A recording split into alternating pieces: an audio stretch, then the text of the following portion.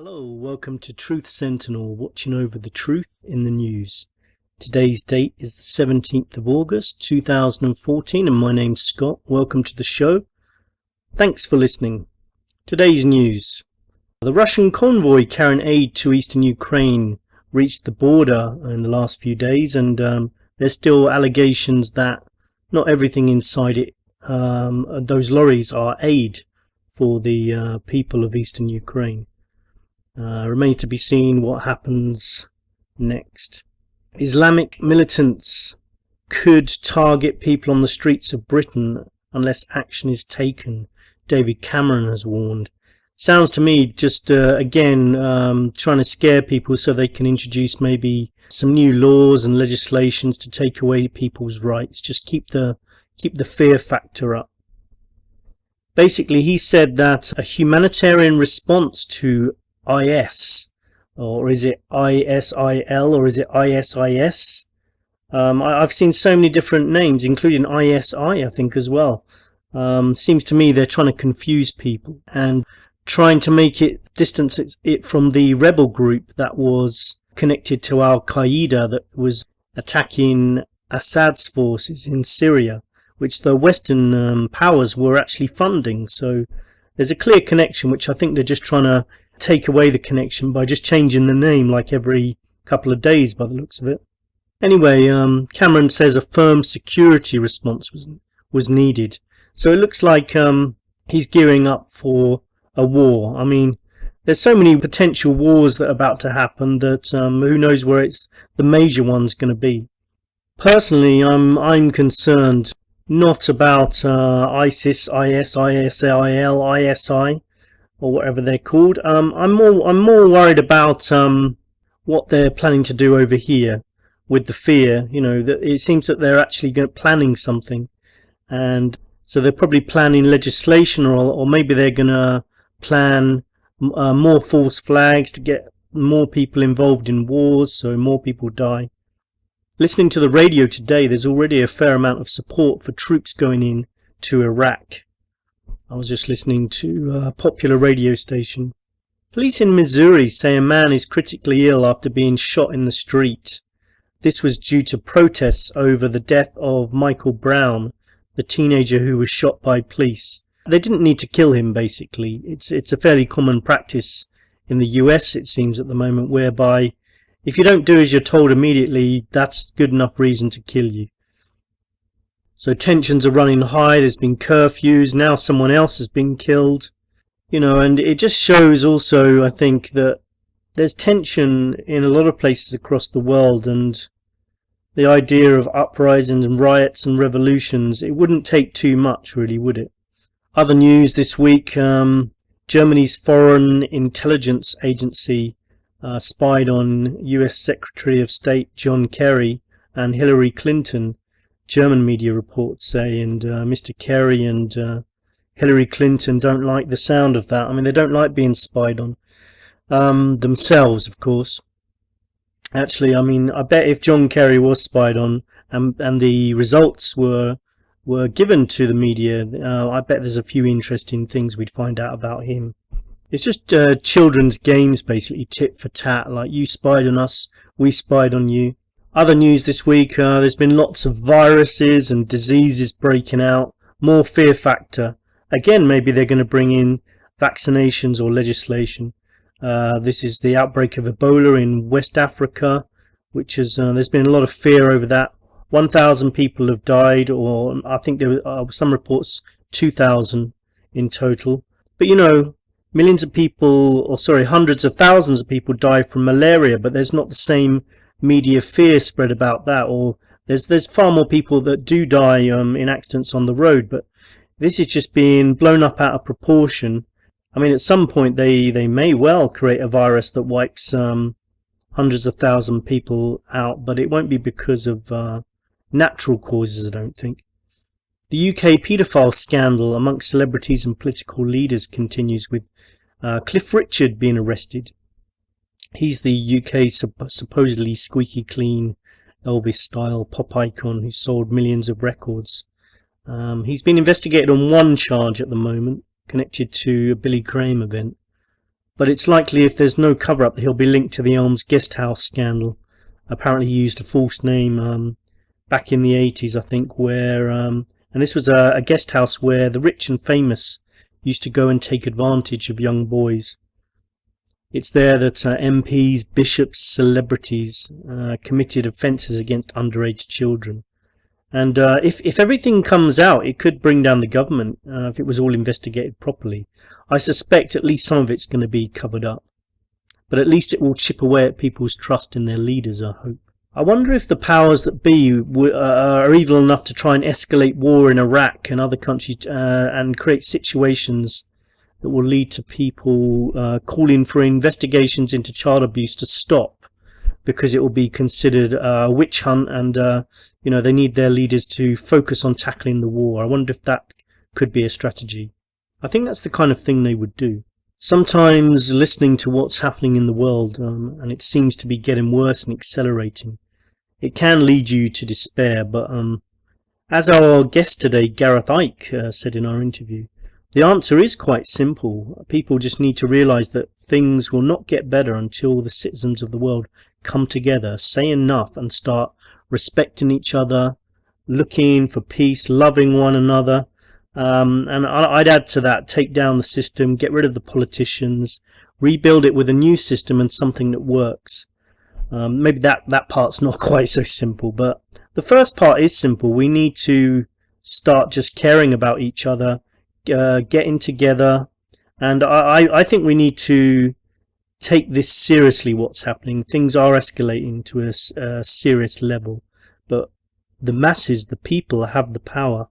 And if we can all just start getting together, start talking to people, to talk to friends, relatives, start spreading the message of peace, truth, justice, love, get people prepared to march if necessary when the time's right, and to stop any wars that they're planning, which I believe they are planning some wars, possibly even World War III. People still have the power if we get together. We're talking about a very small number of people in the world, our world leaders, who could potentially end up destroying it. I mean, how ridiculous would that be that we just sit by and let them do it? Let's start putting up posters, organising events, speaking to people, writing music, joining groups, wearing t-shirts. That wasn't a deliberate plug for Truth Sentinel t-shirts, although they will be arriving soon. So if you'd like one, let me know. I'll talk about that later anyway. Also, plan B, have a plan of action when things do go wrong, and if we haven't done enough, plan meeting places for when communication systems go down. Get used to living off the land. Think of a safe place that you could go and live. I'm talking about sometime in the future, so I think we've got some time to prepare anyway. Last episode we talked to David Shaler, ex-MI5 whistleblower, and he had a lot of things to say, interesting things to say. Towards the end he started talking about how he believes he's the Messiah, and I know some people may have found that hard to believe. I believe Gareth's father at one point was also ridiculed for saying he was the son of God. I think maybe his words were taken out of context anyway, but we'll be talking about that later as well. We're going to talk to Gareth Icke about music, politics, the economy, war, news, the rising cost of living, fame, peace. Gareth Icke is a singer-songwriter who writes songs with meaningful lyrics and messages. He's a keen sportsman. He plays beach soccer, swims, raises money for good causes. He's also the son of David Icke, as I just mentioned. He's involved with some of David's work, such as helping out at the People's Voice, which I believe may have come to an end. I'm not sure. Well, we'll be talking about that in the interview as well. David Icke, Gareth's father, is of course very well known. He's been on Alex Jones. I think Gareth was on one episode as well. David set up People's Voice, has written many books, including The Perception Deception and Remember Who You Are, and Gareth actually wrote a song about that, and Gareth performed at Wembley Arena, where his dad talked for many hours on his life's research about the nature of reality and his interpretation of how everything fits in. It's all connected together, and how we're being manipulated by the powerful few. And I'd be surprised if many people listening disagree with that. I believe that's going to be happening again on October the 25th in Wembley Arena this year in London. I would really like to go to that, and if I'm not abroad, I'm going to try and get a ticket for that. Most people in the UK will know David Icke was ridiculed on Terry Wogan TV chat show. That's how he came into a lot of people's consciousness. He was on the TV before that as a sports presenter, and he was a goalkeeper, I believe, as well before that. I'm just going to go and play a clip from that Terry Wogan TV interview, just so our American listeners know what we're talking about when Gareth and I are talking about that later. At the end of today's episode, I'm also going to play 2 songs by Gareth Icke. Anyway, let's get on. Here's the clip of David Icke on Wogan. It is imbalance, but it has been increasingly in control. As I repeat, survey the world, ladies and gentlemen. Is the force of love in control of this world, guiding this planet at this time? Of course not. The negativity, the thoughts that I'm talking about that are very destructive, are pouring out of this planet let me every interrupt day. you. Was it a great shock for you to discover this at 38? Well, I think the word is gobsmacked. But again, you know, the best way of removing negativity is to laugh and be joyous. So I'm delighted that there's so much laughter in the audience tonight.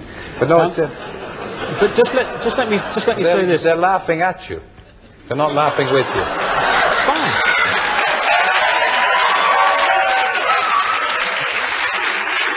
I didn't mean that to be hurtful. Sure. I don't want you to misinterpret it. Tidal waves, eruptions, earthquakes. Well, because of the nature of the way the Earth has been treated over a long period of time, a tremendous amount of energy has built up within the Earth that cannot get out. If it doesn't get out, bang. So this is going to be released in a controlled manner, as controlled as possible, through earthquakes, through volcanoes and such like. If they don't happen, this is not punishment. If they don't happen, there is no... So David returned many years later and put Terry Wogan in his place, and the audience response was much more favourable, and perhaps showed that there had been a slight shift in attitudes.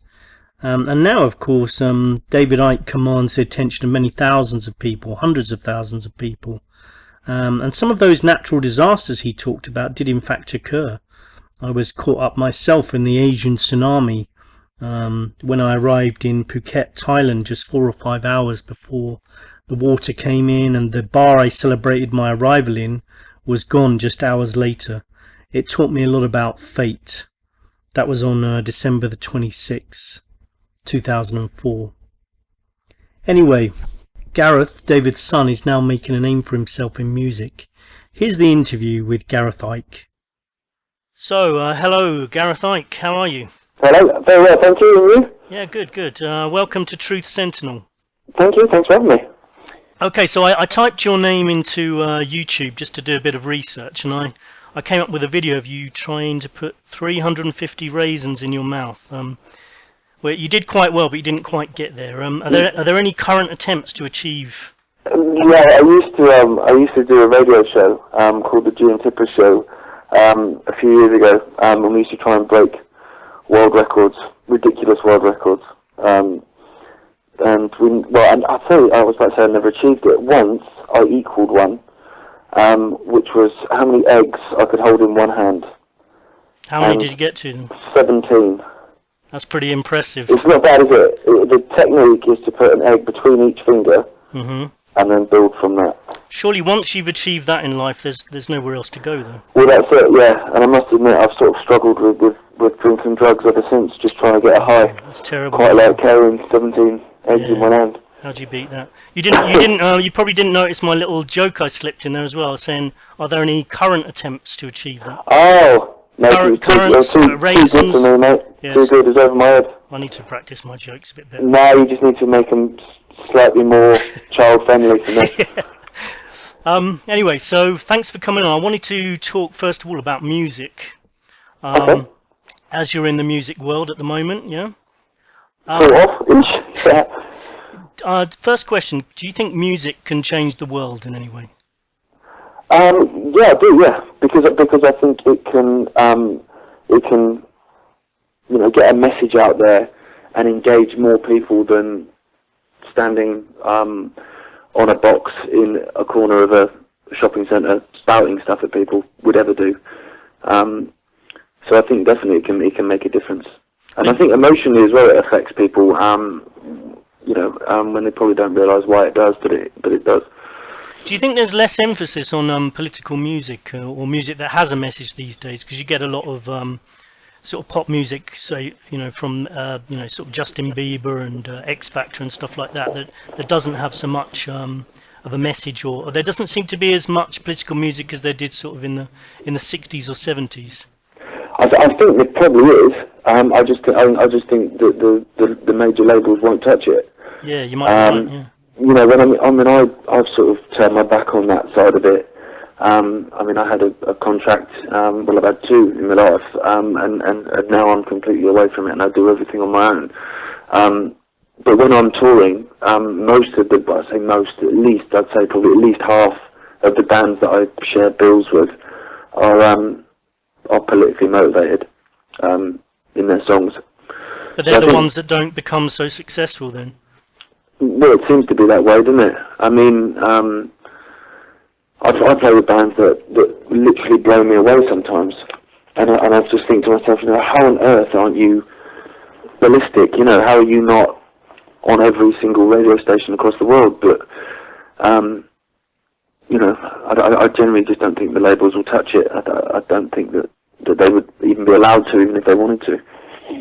It's just kind of fast food, fast music nowadays. Everything's cheap and quick and easily forgotten. Yeah, true. Yeah, I was looking on Twitter the other day, and Justin Bieber's got one of the highest amount of followers. I think it is the highest actually in the world. I guess there's different markets, isn't there? There's the young sort of teenage girl market where you can become highly successful by appealing to that sort of demographic. But if you're going for the alternative groups and you want a political message, maybe they think that's not going to sell as much. But I think it would. I think it would. Yeah, I think probably the biggest market probably is the teenage girl market, probably because you've got parents that will pay for records, whereas someone in their early 20s who hasn't got a pot to wee in probably wouldn't spend money on records and stuff. So that's sad that he's got the highest amount of followers, because he doesn't say anything of any interest. So that's sort of alarming, really. I don't know if you've been using. I guess you have been using Twitter a fair amount, but it does seem sad that you can tweet something that's got a lot of meaning and stuff, and you won't get many retweets or anything like that, or not many people will look at it. But when they tweeted that photo from the Oscar ceremony, I think it was, with just a few famous faces in it, and it nearly brought down Twitter, didn't it? Well, that's it. But there is an obsession with celebrity now, isn't there? There is, yeah. And there has been for a few years. I've never understood, because I haven't sort of bought into it. It hasn't affected me, so I don't really get it. But it is an obsession. But basically you can bring down Twitter because so many people want to share a picture of some other human being stood together. And I think you might be right. I think if any of those celebrities are extremely influential, if any of them were to start giving a political message of any kind, I reckon that someone would make sure that their popularity would go down. Well, definitely. I think Rihanna tweeted "Free Palestine" about 3 weeks ago, and immediately took it down within about 2 minutes. And I think that's probably how quick it took for her to get a phone call from her record label or whatever saying, get rid of it. Yeah. So I don't think these people would be allowed, because they genuinely do sell their souls, and for 15 minutes of fame, and then they're owned. Especially people that come through the reality sort of TV stuff, like the X Factor and like The Voice and all that sort of stuff. They're completely owned. every single bit of them is owned. I mean, I've been approached once by the X Factor and twice by The Voice, and I've said no every time. But they own everything. They own all your music, and you to a point where you couldn't go to the toilet without asking for permission from these people. Have you ever been tempted though, like to go on X Factor or to sell your soul to the devil? No, never. No. To be honest, I played the Alouette Festival last year, and I was approached by The Voice. And to be honest, I don't watch TV, so I didn't know what The Voice was. I'd heard of it because you hear people talking in the pub, but I didn't know what it was all about. And they approached me and asked me if I'd go on it. To which I sort of then asked my sister, and she's got a young daughter who I thought was an age that would know what it was. So I asked her, and she was like, "Oh, it's brilliant, I love it." So I thought, well, okay, well, I'll go back to them and see what they're saying. And they said that basically I could play my own songs, and that they were basically the antidote to the X Factor, basically, was how they sold it. So I could play my own songs, and basically, even if I didn't get through to, the final or win it, because, you'd have a floppy-haired 17-year-old who would, melt the country's hearts, which I'm not going to do with my grey temples and weathered face. But they said that even if I didn't win it, that I would have then a contract with them to songwrite for other artists. Oh, okay. And it sounded great to me. So I thought, okay. So I went back to them and said I was interested, but, I kind of wanted to know a bit more about it. But basically put me in the I'm interested box because, I was kind of intrigued by it. And then it turned out that it was all absolute nonsense. And the closer it got to the date that I was supposed to go in and do some filming, I was told that I couldn't play my own songs, and that was never part of the deal. There was no guarantee of any songwriting contract, and that I'd have to compete against other acts, including a bit where you sing in a boxing ring, and you sing at the other artists trying to outdo each other as if it's like a vocal boxing match. That's right, yeah. To which I obviously put the phone down. I'm out, I'm out. So, yeah, I've never wanted to do it. That's as close as I've got, and that was based on something that wasn't true, Yeah, that's the show where they starts off quite rude. They've all got their backs to you, and then if they like your music, they'll swing their chair around. Isn't it? Yeah, and I quite like the idea of that. I thought because actually, I could be, 30 stone and covered in acne, and you're going to judge me on my voice, which is excellent. But then obviously it turned out that wasn't the situation anyway, because like I said, I have to sing other people's songs, and to be honest, the idea of the boxing bit was what sealed the deal for me, because I couldn't think of anything more cringy. Yeah, it is a little bit cringy. Than doing that, yeah. And also, it's, people's voices, I think, are a matter of taste, Some people, I would rather listen to Shane MacGowan than I would listen to Barbra Streisand, but some people will go, well, she's obviously got a great voice and he sings out of tune. Yeah. So it's a matter of opinion anyway, so I don't really see the point. I mean, I don't understand how you can... And if you think about some of the great bands of the past, like the Beatles and other bands in the 60s, they didn't have to go, there wasn't so much emphasis on the voice anyway, No, they were just great songs. Yeah, exactly, yeah. Yeah, and I think that's missing now. I mean, I go to the gym, and nowadays I just put my headphones on as soon as I arrive and go into another world. But on various occasions when I've forgotten my headphones or whatever, and you listen to the music in the gym, it's all the chart music, and you can't hear a song in half of it. Some noise will start, and then about 3 minutes later, some noise will finish, and I think I haven't heard a chorus, I haven't heard anything. I don't understand that. Yeah, well, there's another conspiracy, because they always seem to play the Kardashians on the TVs in the gym as well, I've noticed. Yeah. I don't. There's another one I don't get. They've sort of passed me by as well. Yeah, you don't watch TV much, no, do you? Well, no. It's one of those things where I don't understand why they're famous, and it's almost like Jordan is another one really, where you say, yeah, but why are they famous? And they go, well, yeah, they're famous. You go, yeah, I understand that, but why are they famous? Yeah. Well, they're just famous, aren't they? And no one can give you an answer because no one knows. It is pretty perplexing. The Kardashians, yeah. I seem to remember my friend said to me that her father was the lawyer at the O.J. Simpson murder. Yeah, I'm pretty sure he was the solicitor that got OJ off. Yeah, and so that makes you, that actually gets your own show, gets you get your own show because your dad managed to get a guilty murderer off. Okay, if that gets you a TV show, then fair enough. It's a bit weird, isn't it? Yeah. Do you think a John Lennon, Yoko Ono style love-in protest could work these days?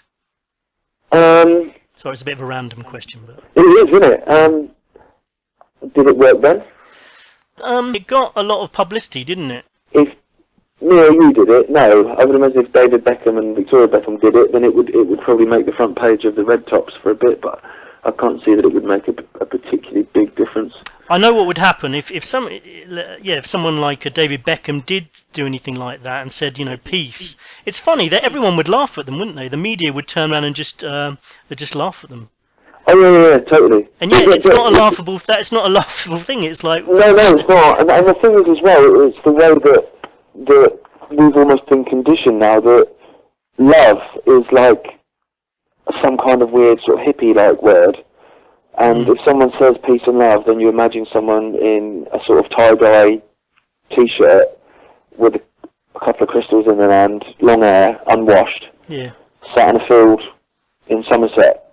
As opposed to just, well, if we all lived like that, then it'd be great, wouldn't it? Yeah. Whereas an aggressive, sort of tattooed gangster rapper, effing and jeffing, is considered sort of cool and something to imitate. Yeah, and people wouldn't laugh at them so much. No. It is almost like we're just sort of, the world is in negative. It's just totally inverted, and if we flipped it on its head, we might be somewhere close to where we should be, really. Absolutely, and things like music and the arts are also given second place in sort of schools and universities as well. I mean, don't get me started, honestly, because I've got a niece and nephew that are both in primary school, and they're both, they're both pretty bright anyway academically, but they're both excellent at sport.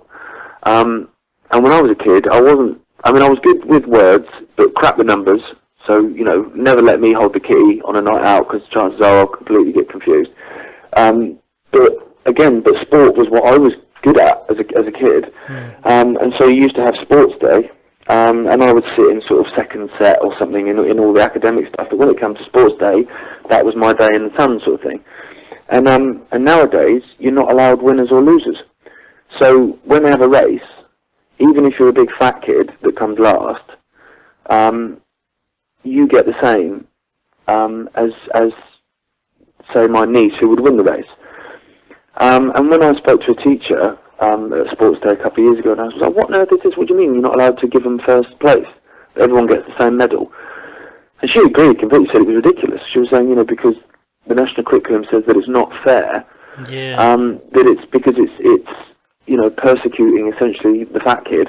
Yeah, no, I've heard about all this sort of getting rid of competitiveness. But then they'll still have a maths test. Well, even in the maths test, I've heard about Common Core, where you don't even have to get the question right these days.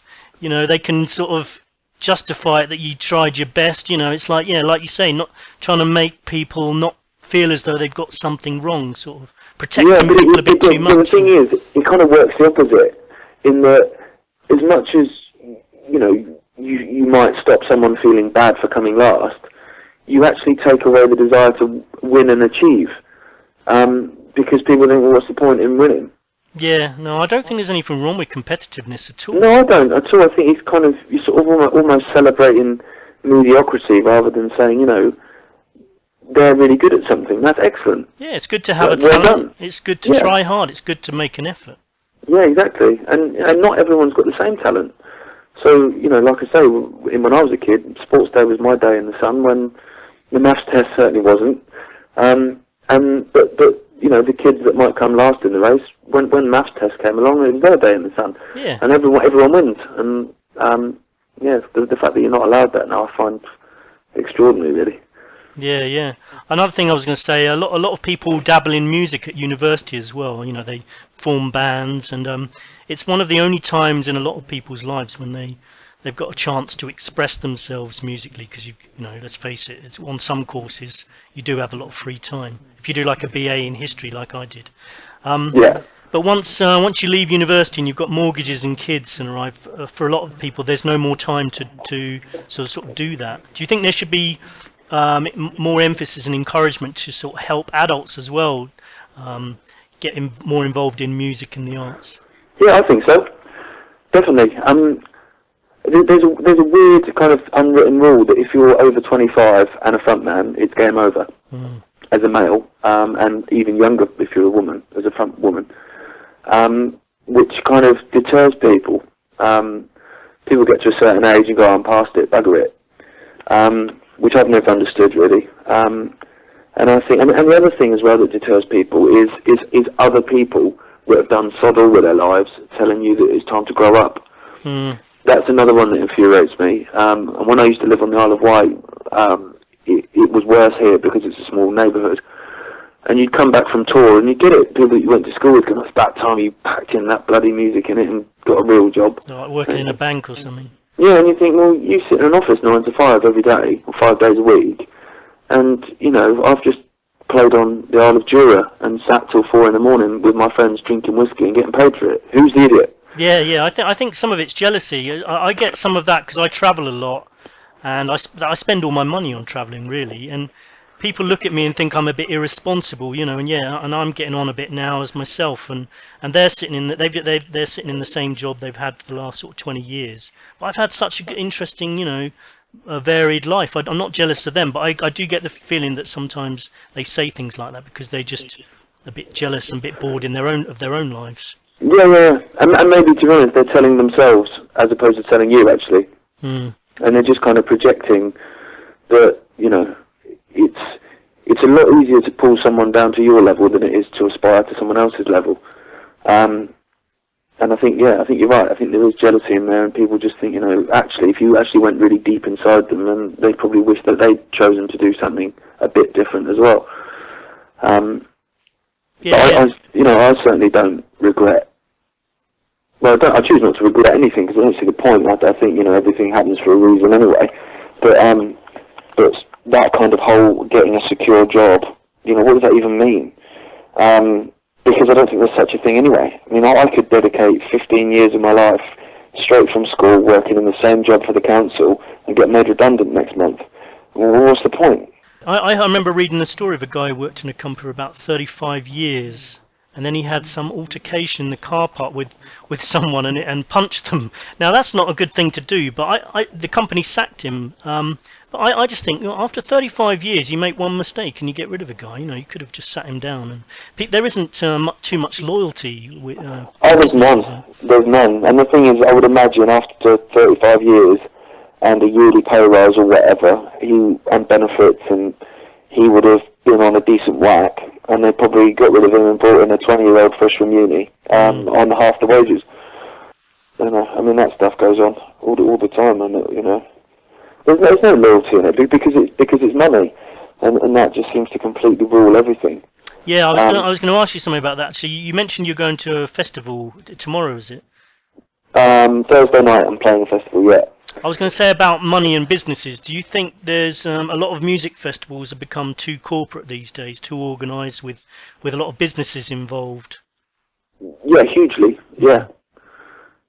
I mean, especially down here on the island. The Isle of Wight Festival is the big one here in June every year. And when that launched, it was launched as a kind of for the island sort of thing, and you would have Isle of Wight companies could be there and blah blah blah, and years later it's not that at all. It's all big major multinational corporations coming in and doing stuff and then taking all the money off the island, and you know, and then the sponsorship, they were right off against tax, and it is massively corporate nowadays. I mean, I played Wicker Man Festival in Scotland last month, and that was the opposite. That one's still kind of quite alternative and bohemian and well, good basically.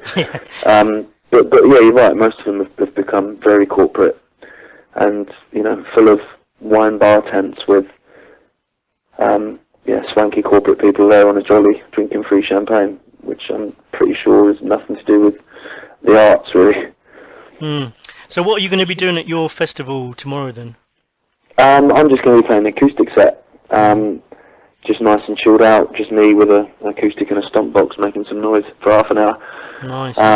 Yeah, and then I'm off on holiday the next day with the missus for a week in the sun, which I've been looking forward to since my last week in the sun, which was this time last year. Yeah, an all-inclusive, typical England guy sat in a football shirt in the sun drinking lager for a week. Listening to Spanish music instead. Yeah, hopefully, a nice flamenco guitarist. I'll tell you what, I play the guitar as well, probably not as good as you, but I try and dabble in them. I would love to learn flamenco guitar because that music is really amazing. It is, yeah. I must admit, I went to, because I go to Scotland every year and tour the islands for a couple of weeks, and I was out on Tyree, and we played the Tyree Music Festival, and the musicianship there with a lot of the sort of original sort of authentic Celtic music is unbelievable.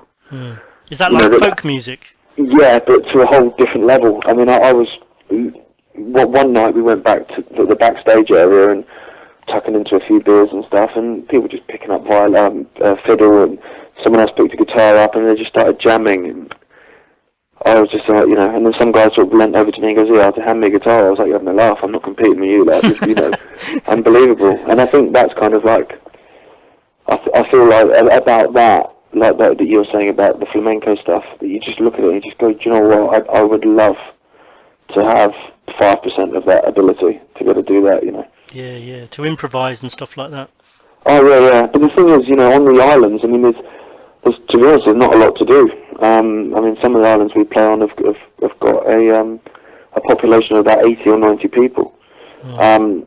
So, especially the winter when it's pretty bleak, people just sit and learn instruments, and so their musicianship is unbelievable, through the roof. Yeah, I mean, maybe that's the way life should be. If we all had a bit more free time and we all lived in smaller communities and had a lot more free time, we'd all be becoming fantastic musicians. Well, I think people should have more free time, but they don't. I mean, people just work constantly. You get up first thing in the morning, stuff some toast down your face, and then go to work all day, and then come home in the evening tired, stuff some food down your face, watch some telly, and go to bed. And repeat, And with the economy the way it is these days, and the cost of living, people have to work even longer hours as well. Yeah. I mean, I find it all the time. I mean, I'm 32, but I'll go into shops and I look at the price of stuff and I think, geez, I swear my wages haven't gone up as much as everything else has gone up that you're buying.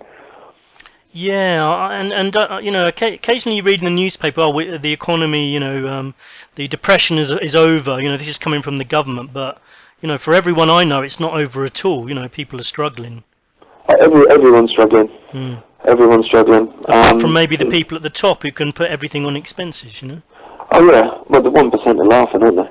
This was the thing I found with the banking crisis and the crash, where all this money was lost, and then they had to get bailed out, and it came out of the taxes and blah blah blah, and so we all paid for it. And I didn't think that enough people were saying, well, hang on, but the money wasn't put in a skip and burn, so it's gone somewhere. So who's got it then? Yeah. Because someone's got it. I think people don't question don't question enough about most things these days in the media or with the economy or that our government does. I mean, I was talking the other day about Julian Assange being holed up in the Ecuadorian embassy, and I saw a photo, and there's about 30 police surrounding the place, and it's cost over 6 million just to keep him in there. I mean, you think of 6 million, what you could do with that instead of just trying to keep someone like that in there because they're worried about what he's going to say. Yeah. But the thing is, I find that there's so much with television and with social media and with everything that people are so bombarded with information, most of it crap, that in the end I think your brain can, and I'm sure it's intentional, because your brain can only compute so much, and it's almost like being stood in a pub, and you can imagine being stood in a pub with 5 people, and if they're all shouting information at you, in the end you're literally just going to go, I can't deal with it. Yeah. I think you're right, yeah. I mean... And that's why people switch off. Yeah, the thing that annoys me is that things like the BBC website, where they'll have one article one day saying, "Oh, carrots are good for you. Apparently, they help you live longer," and then the next day they'll have an article, "Carrots cause cancer. You know, you're probably going to die if you eat them." You know, and you're just left there holding your head. You know, all these constant articles saying the opposite thing. Oh yeah, completely. Yeah, I think if you looked at anything and you Googled it, you would be able to find, if you searched hard enough, an article telling you that it's the best thing in the world, an article telling you that you shouldn't touch it with a barge pole. Yeah, I've done that occasionally. It's a good drinking game, sort of guessing whether it's true or not. Yeah. Yeah, but that's it. It is almost just like such a torrent of information, and like I said, most of it rubbish. The human brain almost just switches off and goes into a mode of I can't deal with this. Mm. Which is exactly how they want you, really, because if everyone's in a mode of I can't deal with it, then no one's dealing with anything. Exactly. I was going to ask you, what made you decide to choose a bit of a musical career and not sport, or follow in your father's footsteps and be a speaker for alternative media? Well, I did football, and that was what my dream was. I wanted to play for Derby County in England, and that was all that mattered. And then lots of injuries and surgeries and stuff that I'd had as a kid kind of put a bit of an end to that. And then I went in and I played beach soccer, and I played that for England for 5 years, and then someone decided to break my leg in half. It's not very nice, is it? No, it wasn't very nice. No, so I'm all full of metal now, so I can't do sport. I can't run or anything like that. So. And you get delayed at the airports, do you, going through the... It does bleep, yeah. Mm. But so I'm kind of stuck with music, really. And how's it going? I mean, what are you aiming to achieve with your music? I just want to play. I've got to that age now where, you know, like I said earlier, I've been signed to labels before, and what I found the 2 times I was with labels, once when I was with a band and once when I was solo, is that they're not that keen so much on you gigging. It's almost like not very many gigs, but big gigs. Mm. And I'd do 3 a day if I could. So now I'm on my own. That's all I want to do. And so, you know, I was saying earlier, like I do Scotland, and I go and do all the islands and the Highlands and stuff, and then I'll just tour around everywhere. And I'm off to the Czech Republic next month for some gigs and stuff. I just love gigging, and so it's all I want to do, really. In terms of making money, I'm well aware that there's no money in it, because 98.5% of music is stolen anyway, so you're not going to make any money from record sales. Gig money, it depends where you are. Some places pay well, most don't. Not enough to live on, not by playing originals anyway. So I'm will be, as of January, a level 5 qualified personal trainer, which is what will pay the rent while and I can choose my own hours while I gallivant around playing songs basically for fun, and that's that. And I couldn't think of anything I'd rather be doing, to be honest. Yeah. What do you normally write about with your music, or what are you know, have you changed the lyrics to your music recently, or are you trying to have a political message, or? I've grown into one, I think. Not consciously, you know. I've not sat down and gone, you know what, I'm going to write a song about Palestine. I've sort of just kind of, with age, experience, and seeing stuff generally in life, that I think I probably write a lot more mature stuff now than I did when I was younger. So yeah, I think I am a bit more political now. But like I say, it's not a conscious decision. It's just a kind of evolution, really. What track are you most proud of that you've done, either in the past or in the present? To be honest, I always love the last song I've written, which has tended to be actually a bit of a fault of mine, really, because I always just want to play all the new songs, and I kind of forget about old songs that people might want to hear and are actually like decent enough songs. So I'm working on lots of songs at the minute that I really like, but it's probably just because they're new, and so they're relevant to me now, sort of thing, in terms of subject matter. But in terms of proud, I don't know, really. I'm not that proud of my own stuff, to be honest. And I'm not, you know, that's not me sort of fishing, but generally I just kind of, I just enjoy doing it, but I don't really think about it too much.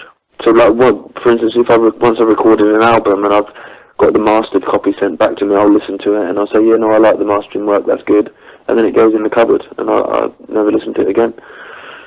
You've written a book as well, I believe, How Not to Be a Rock Star. What's the idea behind that? I mean, why wouldn't you want to be a rock star? It was basically, I was stood in a venue in Glasgow. I'd just done a gig. This was about 5 or 6 years ago, and I was chatting as you do over a few pints of beer, and I started telling some stories, and so did other people, about life on the road and whatever. And I told one particular story, and this guy said, "You're talking rubbish." And I was like, "What?" And he accused me of being a liar, because he was like, "There's no way that story's true." To which I called a friend over and was like, "Can you verify this for me, please?" Which he did. And so this guy went, "You know what, you should write a book, because that's just insane." And so when I got back to the Isle of Wight, where I was living at the time, I spoke to my old bandmates, and I said, you know, I'm thinking about writing it down, because I think, so I don't forget it, basically. And so they sort of thought that was a good idea. So it's just basically a book about touring as an unsuccessful punk rock band that failed miserably, but got into some ridiculous situations and some ridiculous scrapes. One of which killing a man in Wales, which not every band can say they did. Are you able to elaborate on what Yeah, happened? basically, I played a gig in South Wales, in Aberdare, in the Valleys, or just south of the Valley, and I was on stage, and as I came off in the interval, this guy collared me in the toilet, and he asked me if I could mention the name of this kid in the village that was going to, or needed to go to America for a cancer treatment that he couldn't get in the UK, and they were raising money for this kid, and could I mention it, and he'd go around with a bucket, to which I obviously said, yeah, of course, not a problem. About 5 minutes later, another guy came up to me and went, "You know that fellow? He said, he's talking nonsense." I was like, "What do you mean?" He said, "He's a liar, he's making it up." I was like, "What?" Well, you know, what a strange, bizarre thing to make up. So as I walked back towards the stage, I went up to the original guy and I said, "Oh, what's that kid's name? I don't want to get his name wrong." And he just looked at me like I was a complete idiot. And he couldn't remember the lie he told me. So he gave me the ump, to be honest. So then, at the end of the set, we were doing a dance competition to win a T-shirt and stuff, and there were these sort of drunk Welsh people. And obviously, if you've got a microphone, you're basically God, essentially. So I was shouting at the venue to get this guy up to dance. And he was going, "No, I don't want to dance, I don't want to dance." And I was going, "Get him up, get him up." To which they forced him up. And then a couple of minutes into the song, he clutched his chest and keeled over and hit the deck. Oh, blimey. And was brown bread before he hit the floor. That'll teach him.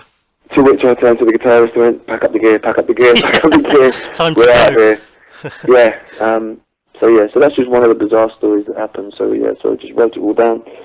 And yeah. How can people get hold of that book if they want to? They can just go to my website, which is just GarethIcke.com, and it's only £6, I think. So it's as cheap as chips. And I've had lots of good feedback on it. People have read it more kind of out of a, let's see what this Wally's written, I bet it's rubbish, and have then come back to me and said, actually, I wanted to think it was crap, but I really enjoyed it. So that's How Not to Be a Rock Star. How Not to Be a Rock Star, yeah. Because I figured, there's so many books out there if you go into any sort of music section in Waterstones or whatever, and it's all about success, isn't it? Yeah, the story's always written by the victor, isn't it? And it's kind of, and then I vomited in my Bentley. And I just thought it would be nice to just have a story of a real rock and roll band that failed, like 99.9% of rock bands. Would you turn down success, though, if it came knocking on the door? I think it depends what terms they were. And depends what you term as success, I suppose, as well. Well, exactly. Money has never interested me. I wouldn't know what to do with it if I had it, and I've never had any, so it's not something I'm going to miss. I'm not bothered. Yeah. If you have that sort of attitude, because I have that as well, then you're probably not going to do the things that you need to do to become rich anyway. No, but it's never interested me. I've never seen the point of it, and most of the people that I know that have got a few quid are the most miserable people I know. And because they've got money, they're worried about losing it, and so they almost live their lives in this state of insecurity that I have never felt, because you can't lose what you haven't had. And people don't particularly like you if you're rich either. I mean, if you think of the richest people in the world, people don't generally say nice things about them. No, maybe partly through jealousy, which I've never understood, because I've never been jealous of what someone else has got. But secondly, probably because to get a lot of money, unfortunately, you normally have to be a bit of an arsehole. Yeah, that's true. And step on people, or at least sell out morals or whatever. So that's probably another reason people don't like rich people, because, you know, they're probably not particularly nice people. Obviously not all of them, I'm sure there's some lovely rich people, but a lot of them aren't, you know. Yeah, you have to do compromise your ethics as well. Maybe I was going to ask you what when it comes to sort of females in the music industry these days, it seems as though taking your clothes off is a fast track to success for women, because sex sells. I mean, what do you think about that? And is there any pressures for men as well? Like, I mean, I'm not sure, but potentially. To be honest, I don't think the casting couch ever went away. You know, I think that kind of sort of, it's almost like folklore, isn't it, about, you know, in the 60s and 70s, how, you know, there was a casting couch if you wanted to be famous. I don't think that's ever gone away. You know, I think almost certainly ugly chief execs of record labels and you know, film companies with big cigars in their gobs have probably slept with numerous women out of their league, purely who are out of desperation for fame. You know, I'm sure that goes on. And to be honest, it probably goes on with men as well. It wouldn't surprise me at all. It's not something I've ever been faced with. I've never, been on a casting couch. And you don't want to go there either. No, I wouldn't. But, I mean, I got offered $100,000 as a marketing deal for my first album, if I would change my name, which I refused to do, obviously. What's wrong with your name? Well, just because of my dad, basically, to remove any of that, and which I obviously, you know, told him to shove it up the backside. Yeah, fair enough. So he's never interested me. I've never wanted it badly enough, if I'm honest. Certainly not badly enough to sell my soul. Sounds to me like you've got too many ethics. To be a big, fat, rich rock star driving a Rolls Royce, almost certainly, yeah. But I'm quite happy with my flat and my McGann. Yeah, fair enough. Nothing wrong with McGanns, no. To be fair, 120,000 miles, it's taken me to gigs and it's never let me down, touch wood, so yeah. Good. I was going to say, we hear a lot about Satanism and the Illuminati symbolism in the music industry with stars like Katy Perry and Lady Gaga. What do you think about that? Do you think there's something to it, you know, with all the rituals that people have said they do on the stage? To be honest, I don't know enough about it. An uneducated opinion would be that it wouldn't surprise me. Yeah. In the slightest, if that sort of stuff went on. In fact, like I say, uneducated, I would say, yeah, it probably does. There's so much darkness around, and it seems to be wherever there's, you know, vast amounts of money and stuff that you tend to attract these dark people. So yeah, almost certainly. Yeah. But like I say, I don't know enough about it, and not that I've ever been anywhere near that level musically, but I've never seen it. You know, certainly not at the grassroots level. Yeah. Your father's a very spiritual person. Would you say you are as well, and do you incorporate into your music at all? I think I am a bit more the older I'm getting. I tend to you know, especially when I'm going up to sort of Scotland and places, and I find myself going to stone circles and being sort of in awe of stuff that I probably wouldn't have paid any attention to before. So yeah, I think I probably am a bit more than I was, but I think that probably just comes with age for a lot of people. I think, you know, my dad, when he was 30, probably wasn't particularly spiritual. You know, I think you just sort of grow as you get older, and it kind of just happens naturally, I think. I was going to say a lot of sons and daughters rebel from what their parents tell them or what they hear their parents say and do. But it seems like you embrace a lot of what your father talks about. Is that the case? I mean, do you agree with a lot of what your dad says, or everything, or some of it? Yeah, I think it kind of, if it just rings true to you, then and it feels right, then that's it. So yeah, and also I think when I went into music and stuff, and I was younger and you know, wide-eyed and whatever, and I saw the level of the corruption and you know, being offered money, like I said, to change my name and all that kind of stuff, and I saw it and I just thought, you know, what he was saying just made complete sense, because I'd seen it firsthand. You know, just how it is run by the few, that exploit the memory and all this kind of stuff, you know, and so it just sort of felt right to me, really. So yeah, so I probably did rebel when I was younger and, you know, act like a prat and get drunk at 16. Mm-hmm. In fact, I know I did. I was very good at it. Which is something I haven't quite grown out of yet. Yeah. What else was I going to say? That a lot of our listeners are from the USA, and they might not. I'm sure they probably do know your father and who you are, but they might not know some of the background. Like your father was, David was ridiculed a bit on the Terry Wogan interview, and I was going to ask you, if you don't mind, that is, did you suffer any embarrassment or ridicule as a result of that particular situation? Yeah, it was horrible. Mm. Yeah, for to be honest, even probably till now. Mm. I mean, the last couple of years I've had lots of kind of people coming up and apologising, which is quite odd when it's sort of, you know, 20 years after the event. But yeah, it was not nice. I mean, there was I used to get followed to school by reporters, and they would be outside the house, and I had, you know, friends that I knocked about with, their parents were offered money to tell them bad things about my family. Mm. You know, so it was pretty horrific, yeah, and we got a hell of a lot of grief. I think my sister, she's 7 years older than me, so being 17 at the time, I think she got it a lot worse. You know, she got the brunt of it. Mm.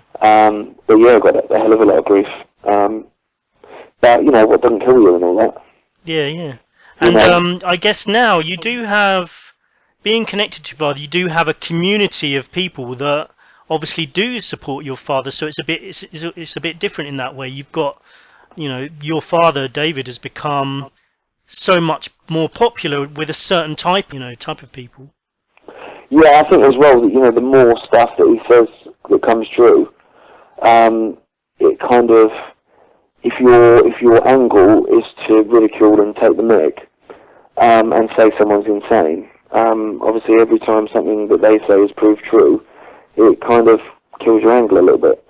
So I've, you know, after this kind of Westminster paedophile ring has sort of come out, I had 3 or 4 messages from people, Facebook messages from people I went to school with, going, "Geez, man, yeah, like, this is freaking me out." Because he's right again. And I've got a friend, James, he's a good pal of mine, and another Derby County fan, and we go to games together and stuff. Mm. And he said to me, I had a gig in Bedford on Sunday, and he came down to it. And he said to me, he said, "Your dad's freaking me out, man, because I can't get my head around it, and I just thought it was nonsense." And then there's 3 or 4 now separate things that I laughed at that have come true, and it's worrying me that the rest of it's true as well. And if it is, I'm not sure how I can compute that mentally. I think a lot of people can understand that, because if you get involved with investigating some of these conspiracy theories, they do sound ridiculous. Some of them really do sound ridiculous, but the more you delve into them, the more a lot of them appear to be true. And after a while, you're just left thinking, "Oh God, you know, what kind of world am I living in?" Yeah, exactly. It's a cliche, but it's true. You know, the truth is stranger than fiction a lot of the time. It really is.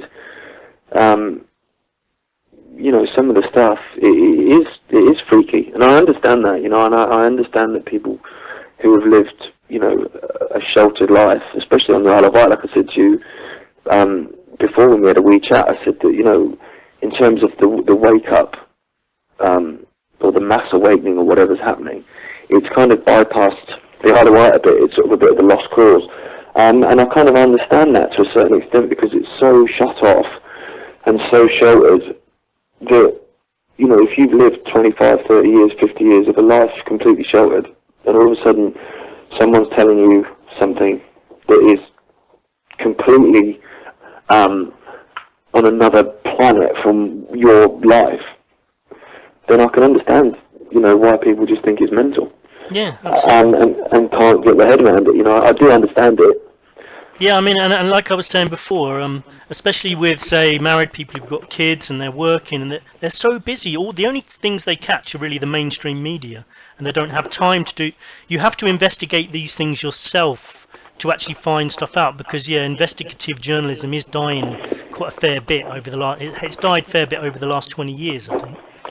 Well, yeah, I mean, also the best news you're going to get now is from the internet, because all the news companies, all the corporations and newspapers and the online stuff, in terms of, like Guardian Online or whatever, they're all owned by a handful of people that are in the club anyway, so they're never going to give you the truth. So, and that's what 90% of people are being fed. That's what their truth is. Their truth is what they read in the Daily Star. So to then, give them a completely opposite point of view is, some people can't really cope with it. For me, it's different. I've grown up with it, from day naught, basically, to question everything. So, and you talked about a mass awakening. I think it's true, but I'm not sure. Like, it's difficult to gauge whether the numbers of people are rising interest in this stuff. But you're probably in a better situation to see, because you get involved with some of your dad's stuff. You were mentioning about looking after the forums and things on your dad's website. Have you seen interest grow in these topics? Yeah, definitely. Yeah, 100%. And for me, it's kind of because I have three separate lives, in the fact that I have my musical life, where I'm surrounded by musicians and promoters and people that go to gigs and like music and drink lots of beer and eat kebabs. And then I have my football life, which is obviously not playing anymore, unfortunately, but going to Derby County every week, sitting in the pub, drinking beer, talking about football, eating kebabs. So there's a theme with beer and kebabs. But then there's the other bit, which is obviously this part of it, which is running the forums and sort of playing Wembley and doing stuff with my dad and to do with this sort of information. And what I've found is that the three separate lives aren't separate anymore. In that I'm sat in the pub before Derby County games, sat with a bunch of beer-bellied lads covered in football tattoos, talking about the Rothschilds, which wasn't happening 2 years ago, let alone 10 years ago. So the fact that what society would probably perceive to be the uneducated, which is the beer-swilling football fan, are waking up and seeing it for what it is. And so I think, that for me is a mass awakening that I've seen, that I've seen personally.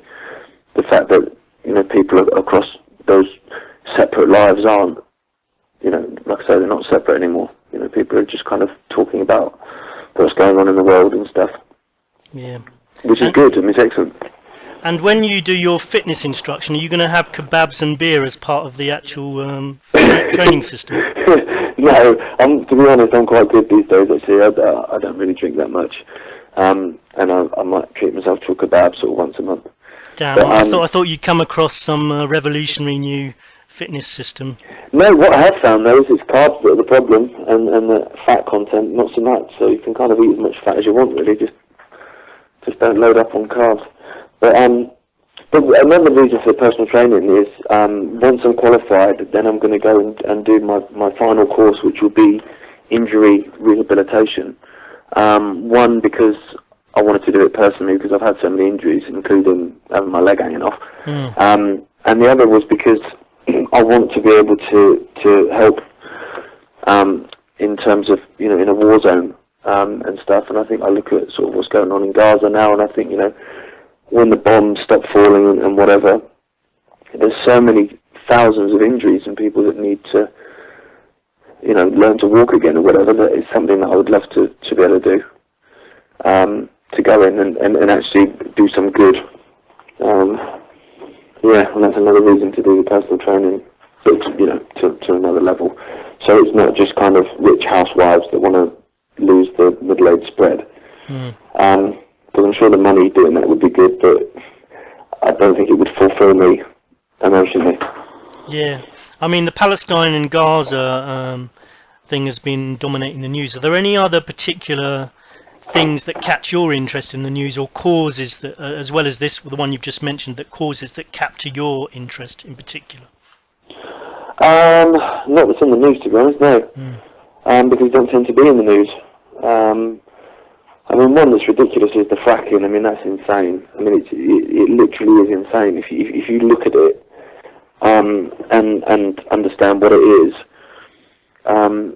and you told a 3-year-old that that's what the government was going to be doing, you know, a 3-year-old would tell you that it was insane. And the Isle of Wight, so where I grew up, it's just signed away its life to fracking, and so anywhere here can be completely open to it. So, you know, poison the water table, which I'm sure is totally planned, because, you know, then you hold a water supply and you make people dependent. Yeah, nobody seems to be really taking seriously looking for alternative energy. You know, we all know that solar energy and windmill technology and wave technology could all work. And I reckon a ring of those windmills around the Isle of Wight would actually look quite nice. Really, I mean, you could have, you know, well, Tesla had it sorted, didn't he, to be honest, I think. You know, harnessing energy out of the atmosphere. You know, I think that technology is there, but you know, there's no money in it. Exactly, yeah. And that's unfortunately what it comes down to. And I think that is, I mean, with that and with you know, Israel and other things, that the only way to make a difference, I think, is boycotting, because money is the only thing that matters to these people. Is money and power, and you know, the two come as a single package. So I think, you know, boycotting is the way forward. Indeed. I've seen some of your tweets on Twitter, and you seem like you've got some views on a lot of subjects. How come you stay out of the limelight a bit more than your father does? Because I'm not famous. To be honest, you know, I mean, if you think in the 80s, he was a household name. As a TV presenter, and obviously as a footballer before that. So obviously when he came out and said stuff, people listened because he was famous. If I was a, you know, Manchester United footballer saying what I'm saying, then I would be on the front page of every newspaper. Yeah. So, you know, I think that's what it is. You know, no one knows who I am, but I like that. If I'm honest, I couldn't think of anything worse than being famous. What about being a professional footballer? I mean, some of these guys earn obscene amounts of money. Do you think that, I was talking to my friend about this the other day, do you think that's justified or not? Not at all, no. Not at all. I think, you know, if there's that much money in the game, then the footballers should be earning most of it. Understandable, but there shouldn't be that much money in the game. You know, it used to be the working man's sport, and it's not anymore, because the working man can't afford to go to a game. Yeah, I mean, they wouldn't get, you know, if people who are going to see the match were able to buy tickets for sort of £5, then the players, they couldn't play the players the amount they do, so they could give it back to the fans, couldn't they? Yeah, exactly. I mean, to be honest, I'm lucky being a Derby fan and season ticket holder and stuff, because I don't feel that I get ripped off there. A season ticket is £300 for every game. You know, which isn't too bad compared to some. I mean, I'm not sure what Man United is, probably £2,500 or something. Yeah. But so I feel quite lucky. But when I go to the away games, obviously you have to pay the price that club is charging. And you know, I went to QPR 3 or 4 years ago, and they wanted £50. And I paid £20 at Derby for one ticket, £50. And I couldn't believe it. And in the end, Derby refused, and they said that they weren't letting their fans be charged that much. And so I think Derby actually subsidised half of each of our tickets themselves. So we paid £25. But that was bizarre. You know, how you get £50 to sit down for an hour and a half? Yeah. I mean, it's insane. You can't justify that. I mean, I think Arsenal are about £75, I think. It's not just football, though, is it? I mean, I went to the cinema about 6 months ago after travelling for some time. Came back to England. I was just shocked, like how much they wanted me to pay for a ticket. I mean, it was about £20 for a ticket plus a Coke and some popcorn or something. I was just blown away. I couldn't believe it. I know. To be honest, I don't like going to the cinema because I like watching films, so I can just get up and go to the toilet and I can have a chat and I can do what I want, as opposed to being just stuck in front of a big screen for 2 hours or whatever. But my missus loves going, so occasionally we'll go, or occasionally I'll go with her. And you're right, yeah, it's insane. And it used to be like the cheap night out, didn't it? It's like, I can't, I'm trying to save some money, so should we just go to the cinema instead of sort of going out? And you think, well, actually, it's going to cost you the same as it would to go out for a meal.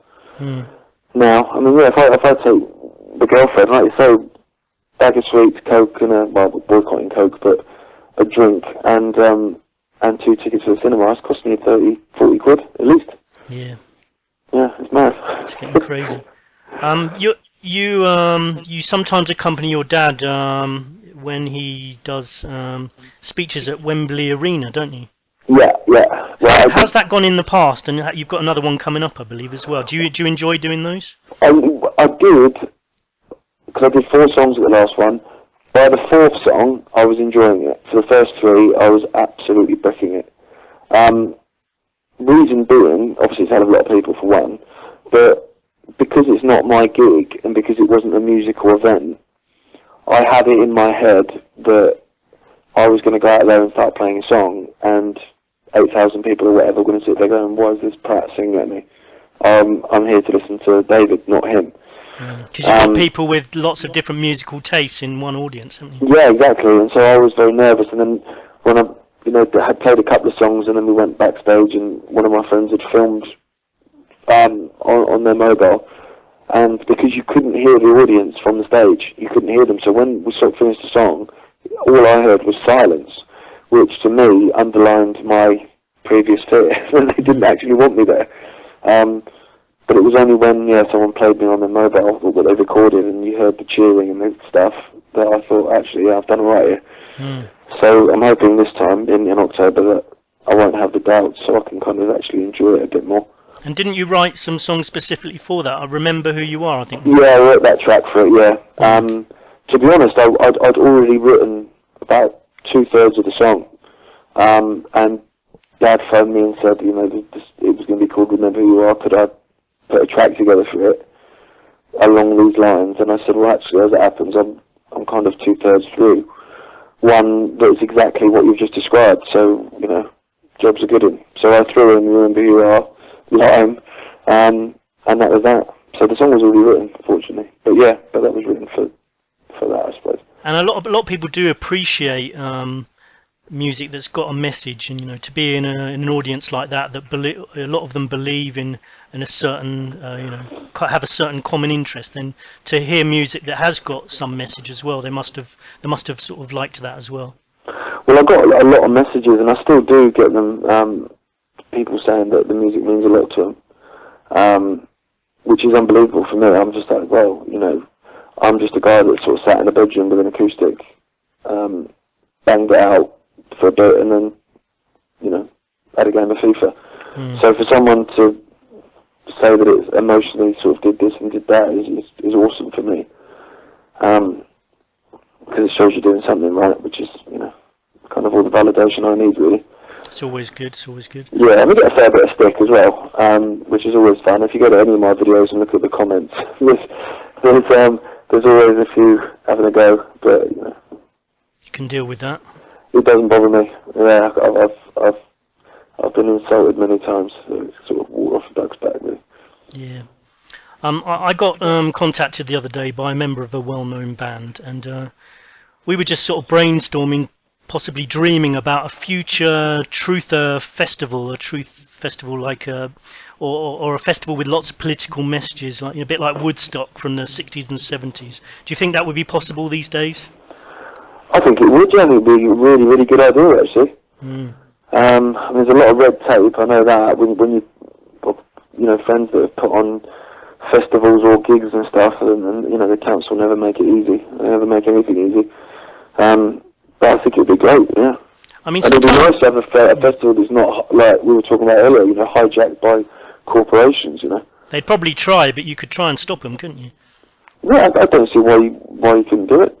If there's enough people. I mean, sometimes it's tragedy and wars that sometimes create the best music. If you think about the Vietnam period, some of the music around that time was just fantastic.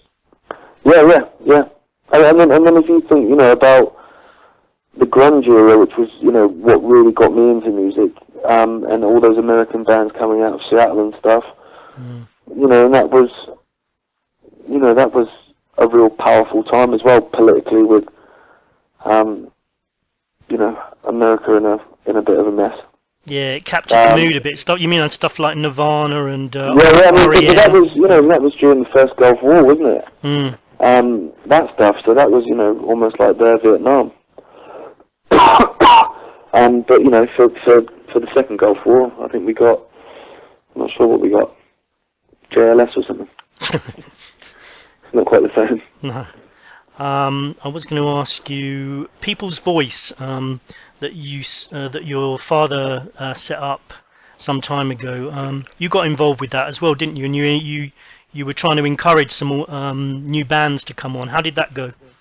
Well, until the whole thing went down the toilet, it was really frustrating because obviously I'm not a TV presenter, and so I was learning as I was going, and the producers were the same, and we were all trying to write the show and do it, and it was trial and error, to be honest. And so the first sort of handful of shows, there were bits of it that were very good and very funny, and there were bits of it that I thought, oh God, that hasn't worked, that gag. And so when we got told that filming was ending, and we all said our goodbyes and whatever, I think it was the 11th or 12th show, which was the last one. We'd nailed it, and so we were all so gutted because we'd finally got the show where we wanted it to be in terms of the format, and the delivery and everything, and so we peaked, and then it was cancelled. I mean, there might be some people listening who knew about the People's Voice and don't know what the current status is, or even who don't know about People's Voice from the USA. I mean, what is the current situation with it, if you're able to say? All I know is that it went into liquidation, and I only found that out from Facebook. And then it's been relocated to California, and it's registered there now. Is the show? Are they still broadcasting at the moment? Not that I know of. I don't think so. No. And that's it. That's all I know. I mean, when we got taken off air, because of sort of financial reasons, which was upsetting because the band cost 20 quid to make, so it was a cheap show. It cost a crate of beer and a pizza and 3 pizzas or whatever it was, which was for the bands. Apart from that, everyone on the show was a volunteer. So, so we would have liked to have carried on doing it because, as far as we were concerned, it wasn't losing a lot of money. But when it did get cancelled, I was assured that it would be back, and that it was just a bit of a break while they tried to sort out financial things. And so obviously I was still excited by it, and I was still being approached by bands to come on the show. And then, like I said, I found out on Facebook it had gone into liquidation. It was like, oh, okay. I'm guessing we won't be making any more then. Which is disappointing. Yeah, because I mean, I've had a few conversations with some of the producers and stuff that I work with. A guy called Dan and a girl called Amy, and we became really good mates doing it. And as I said, we'd nailed it by the final show. So we were really gutted because we felt that it was just such a waste because we finally got it there, and we were putting out all these bands and these comedians and these artists and stuff that weren't getting any exposure otherwise, and we felt like that we were actually making a difference, and then it sort of just was swept from underneath us, which is disappointing. But who's to say that we can't do it again on another channel or another format or whatever. Exactly. I mean, you can't take away the experience from what you went through, and you could prove valuable in the future. Yeah, definitely. I mean, it was good fun as well, and the bands were excellent. you know, and that was really good because I love music, obviously, otherwise I wouldn't play it. So for me to also, you know, be doing the show on a Thursday night, sort of hanging out, watching really good bands play, you know. It's not a bad way to spend the evening. It's not a bad spend. No, exactly. I mean, I used to drive down from Derby to London and film and then drive back sort of through the night. But I just love it because, yeah, like I said, you know, you just got to watch really good bands play and then have a chat with them afterwards. It's like, well, you know, it's like the perfect groupie lifestyle. That's fantastic, yeah. Listen, I'm probably going to come to an end now, but I just wanted to say thanks very much for coming on and speaking to us today. No, thanks for having me. I've enjoyed it. I'm basically chatting, which is what I do anyway. It's just you're recording it. And put in a good word to your dad if you can. It'd be nice to have him on sometime as well. I will, yeah. I will, definitely. Thanks. And I'm going to play 2 of your songs. I'm going to put them in after I finish the recording of this interview. They're called Get Your Love On and Beat Up. Can you explain what they're about before we end? Beat Up that was my last single. That's basically about what it says in the tin, being beaten up, metaphorically, and getting up again, and rising, which I think is what the human race is doing. Yeah. You know, it's basically been beaten up and downtrodden for too long, and it's about time that we sort of stood up and said there's 7 billion of us, and we're not being dictated to by 1% of you anymore. And Get Your Love On is basically the same as that. In a sense, it's kind of like, for want of something more artistic, sort of just love each other and make your own rules, and instead of being completely overwhelmed by the authority and whatever. But what I'm going to do for Wembley, I'm going to release Get Your Love On for that, and we're going to press 2,000 CDs just solely for Wembley. And sell them for £1, and the profits will go to Gaza, which is, yeah, and, you know, I'm not very good at maths, but I've done some loose calculations, and with the cost of making the CDs, whatever, it would work out that we'd probably be able to send about £1,500 to Gaza, which is, you know, a lot of money. That's brilliant, yeah. So hopefully that can, I mean, I'm told, because my family, like, so my dad, my mum, my sister, myself and my brother have for want of a better term, adopted a family in Gaza. So we send them money every month, and it's about £100 to feed a family for a month. So obviously £1,500 is going to make a bit of difference. That's excellent. Yeah, so that'd be good. Hopefully, if we can sell them. It's such a simple message, isn't it? To sort of love one another and be good to people, but you know, it's not actually happening. It's quite a simple idea, but it's not actually happening around the world, is it? Yeah, it is. I mean, it's the 10 Commandments, isn't it? I mean, I think it was George Carlin sort of just puts them down into one, which is basically don't be a dick. and that's it. And if everyone lived by that, and it's that simple, just don't be an arsehole. Yeah, you're right. How do you explain that to people who are being arseholes? I sometimes just wonder how do you get through to them, you know? Exactly. What annoys me, I think, is people overcomplicate things. And you say, you know what, if you had no soldiers, you have no army, no war. Simple as that. If every soldier went, I'm not fighting, it would be over. And people go, nah, it's not as simple as that. It is, though, isn't it? Yeah. It is that simple. It's completely that simple. And people try and overcomplicate stuff. Oh, no, but you'll always have tyrants, and you'll always have this, and you'll have that. And there's always an excuse for why we should stay subservient and in crap, as opposed to just going, you know what, you're right. Actually, that is true, but let's just think about that for a second, because I sort of agree with you, but you know, if everyone did that, but one country didn't, and they started attacking everyone, what could we do then? Well, call them America, I suppose. But that's the thing, isn't it? But then that's where you have to really specify the word everybody. If everybody did it, because the thing is, you think about the Second World War. When I've walked around war graves in northern France, and it's bizarre because all the Allied ones are white graves and all the German ones are black crosses. But you look at the ages of them, and Steve died from Eastbourne at 22, and Stev or whatever from Berlin died at 22. I mean, they're just kids. And the thing is, I think if they were sat in a pub and they weren't at war, they would probably be having a game of pool and getting on really well. And it's two leaders above them that have sent them to their deaths. Yeah, And I think, if both of them just went, you know what, I don't have a problem with Steve from Eastbourne because he's done nothing to me. Exactly. And they shook hands and went down the pub. It would be as simple as that. And that actually happened, I think, in the First World War when it was Christmas. They sort of all stood up and had a bit of a party and then went back on killing each other, Yeah, they had a game of football, didn't they, in no man's land on Christmas Day, yeah. It's crazy. But that, to me, just underlines just how ridiculous it is. The fact that you can have a game of football and then sit the next morning, get up and blow the right back's legs off. It's mad, isn't it? And I guess, if there was one country that were going to attack everyone else who decided to choose peace, then if everyone stood up and said, fine, just kill us then. I mean, how long could other soldiers just shoot people who weren't fighting back? At some point they would just stop and think, we can't do this anymore, Yeah, I honestly think that fixing the world is far more simple than people will let themselves believe.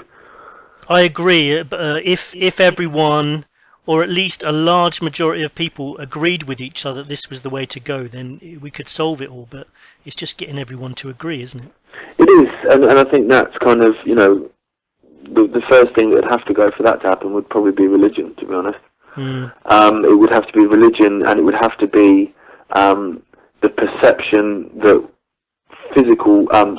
monetary wealth is what we should all be aspiring to. If you lost religion and you lost an obsession with money, then I would imagine you would lose war overnight, because that's all they are ever about. I'd add another one to that, land as well, the obsession with being part of your particular area of land, like countries. So we come back to the John Lennon song, Imagine, really, don't you? Yeah, well, yeah, exactly. I mean, he kind of nailed it, didn't he? And people see that as a beautiful song, but always a bit airy-fairy. Well, it's how it is. If we could all just get along, if you look at the human body, we're all the same, really.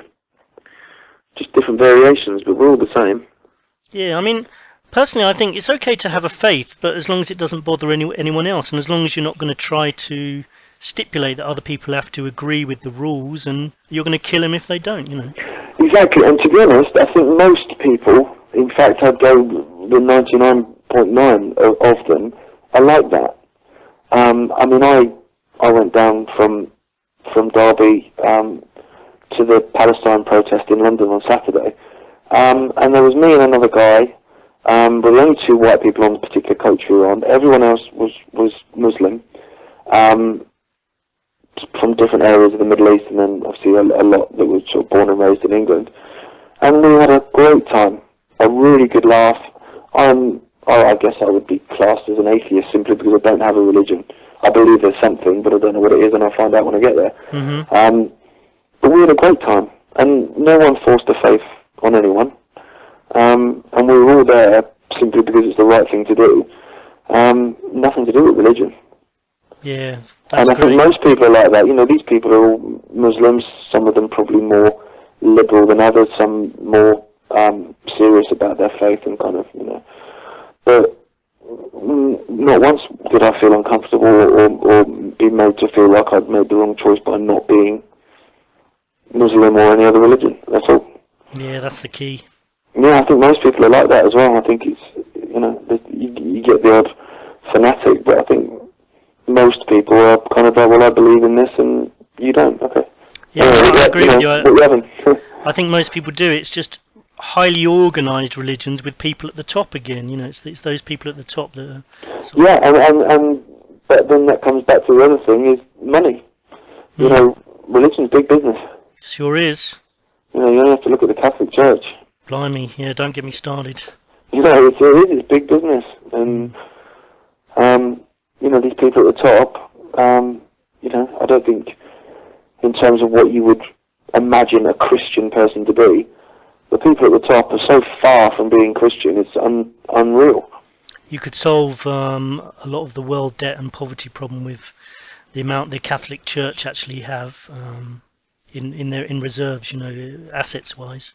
No, of course you could. Yeah, exactly. Anyway, exactly. That's probably not the nicest notes to finish on, but I'm feeling positive Genuinely. And I actually feel more positive after Saturday, because there was 150,000 of us marching in London, and I was just looking around at these people, all different shapes, sizes, colours and creeds, and I was just thinking, do you know what? The world ain't that bad if this is happening. And we were walking down Oxford Street, like I say, 150,000 people, and people were coming out of the Primark and coming out of the shops and stuff and applauding. Just regular people shopping, and they were applauding as we were walking past. And I was just like, you know what? I really a lot more faith actually in humanity after that. Thanks, Gareth. That's a much better note to finish on. There we go. Thank you. Oh no, thank you so much for coming on, and hope to speak to you again in the future. Good luck with your festival and your trip abroad soon. Thank you very much, and thanks for having me. Yeah, cheers. Catch you later. All right, take care, mate. Okay, bye. Bye-bye. Great to talk to Gareth there. I hope he's having a good time on holiday. I think I need a holiday actually. I guess everybody needs a holiday. There's something about just lying in the sun, forgetting about everything. Anyway, must stop dreaming. Remember, blind belief in authority is the greatest enemy of truth. Albert Einstein. I added a donations button to the About section on the YouTube channel, as I mentioned in the last episode. Please support us if you can. People who donate over £30, even if it's not all at once, so you could do two, up to a total of £30. You get sent a Truth Sentinel t-shirt, which are currently on their way over from the Ukraine at the moment. So you get that Albert Einstein quote on the back with the satellite logo, Truth Sentinel logo on the front. If you do hit the £30 mark of donation, send me an email with your address and your name, etc., and I'll send you the t-shirt. I'll try and include postage and packing unless you live in Australia, and then I might have to add some. Even then, I think it should be okay. I think it's quite cheap to send one t-shirt, even to Australia, so that should be included. If you can't afford £30 but you'd like to donate something, that's good too. I will give credits to everyone who donates, so you'll be official sponsors of the show. I wanted to reassure you that this channel will never charge you for listening. Any requests for donations or products we might try and sell are just purely to survive in this temporary involuntary system we currently live under, as I said before. I wanted to thank Denise. I'm just going to mention first names of people who do provide donations. Denise, thank you so much for your support and sponsorship for today's program. Additional thanks to Kieran P, a musician, you know who you are, for your promotion efforts as well. Don't forget to come and say hi, get in contact on Facebook, Twitter, email scottsentinel9@gmail.com. That's scottsentinel9@gmail.com. On Twitter, just type in Scott Sentinel. On Facebook, the same. I'm going to give you a list of possible topics, and I want to appeal to anyone who's listening who's an authority on any subject to contact us. Topics coming up in future episodes could include honor killings, time travel, the Dyatlov Pass incident, religious cults, any news events that need addressing, parallel universes, the control of scientific fact, health and food truths. If you're someone who knows a lot about nutrition and the truth behind what we're eating, please come on and talk to us. There's many more topics, that we could talk about, including the fact that history's been rewritten, laser weapons and new weapons technology, Area 51, Hitler escaped and didn't die immediately after the war, Agenda 21, Protocols of Zion, New World Order, chemtrails, Mothman, Philadelphia experiment, Skull and Bones, secret societies, the Vatican, the Georgia Guidestones, the secret past of Obama, angels, miracles, the power of positive thinking, paedophiles in the UK or internationally, of course, superpowers, the CIA, life after death, dreams, Walt Disney and satanic symbolism, the Illuminati, global warming, holographic universe, philosophers, the Ark of the Covenant, Noah's Ark, serial killers and voices, aliens amongst us. I could go on. If you know a lot about any of those subjects, please come on and email me and let me know whether you'd like to come on as a guest. Don't forget, I'll be playing 2 songs of Gareth Icke shortly. Other shows that I've listened to which I can recommend, Hagman and Hagman. Probably need to be more of a religious nature if you want to listen to them. I quite like their shows. Freeman Fly, Freeman TV, great if you want to find out more about the satanic symbolism and the Masons. Mark Cocking, who came on this show once, he's got a new show. Have a look on my Facebook page, you should find links to his show there. John Gary, the taxi driver who came on this show once before, he's got his own website. You can find him by doing a search on John Gery, Jongery. Another one is Peter Wicker and Truth is Stranger Than Fiction, which I actually did a recording with Peter Wicker the other day. You can catch that on his channel soon, or you can catch it on here in a week or two. That's Truth is Stranger Than Fiction with Peter Wicker. David Icke, of course, excellent website with some good news articles on there, some great videos. There's a YouTube channel as well. I was thinking of having debate shows from time to time where we'll talk about a particular question and we'll present the facts about each particular side of the argument, test theories, and then maybe get people to vote at the end. If it's popular, we could have a regular one every few months. We could have a vote button at the end of each episode. Let me know what you think about that. Sponsors, advertisers, financiers, please contact us to start negotiations. We might need to add a slot to promote something related to truth. It could be a book, a show, an ethical product, etc. Please let us know. scottsentinel9@gmail.com. Okay, well, thanks for listening. I'm going to leave you now with two of Gareth Icke's songs. One that I believe has only just been released. As we mentioned in our interview, the names of the songs are Beat Up and Get Your Love On. Hope you enjoy listening to them. Thanks for listening to Truth Sentinel. Catch you later. Goodbye. Beat up, beat up, beat up, beat up and beat up, but we'll clean up, clean up, clean up, clean up and clean up. Yeah, we'll stand up, stand up, stand up, stand up, be counter. Rise up, rise up, rise up, rise up and glow. Rise up and glow.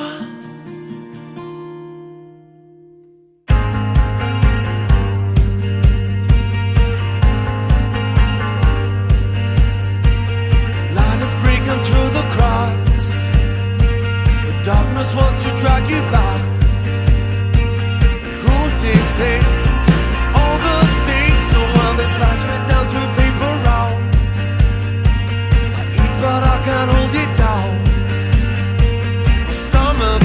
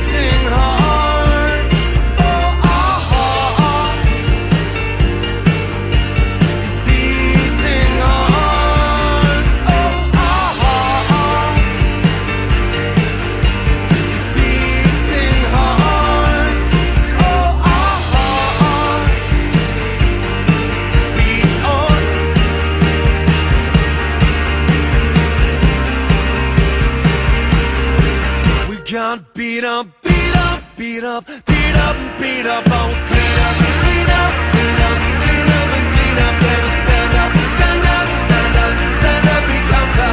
Rise up, rise up, rise up, rise up and glow. Rise up and glow. Rise up and glow. Rise up and glow.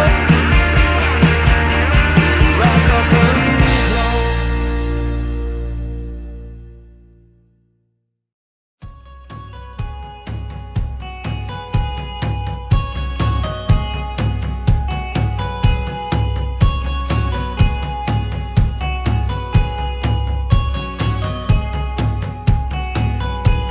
Something that you said, spinning around my head. You said the goodness isn't dead if we believe and act. Do you abide by the law, or do you write your laws? Do you abide by the law, or do you write yours? Get up, get up, get up, get up, just get your love on. Get up, get up, get up, get up, just get your love on. Get up, get up, get up, get up, just get your love on. Get up, get up, get up, get up, just get your love on.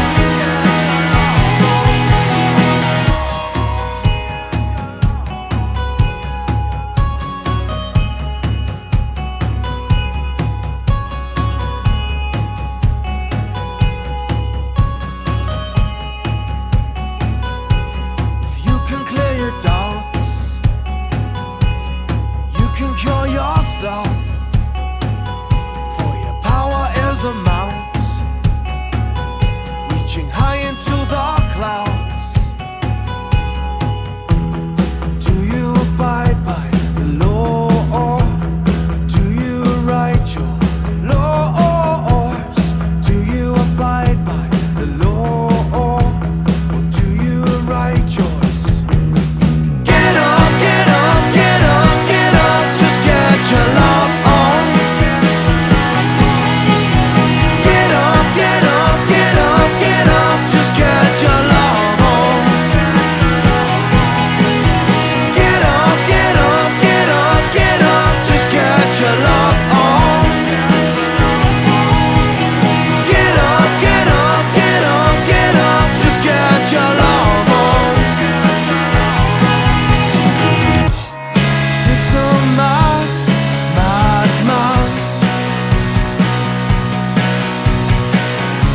to build up walls and shatter plans. Take some madman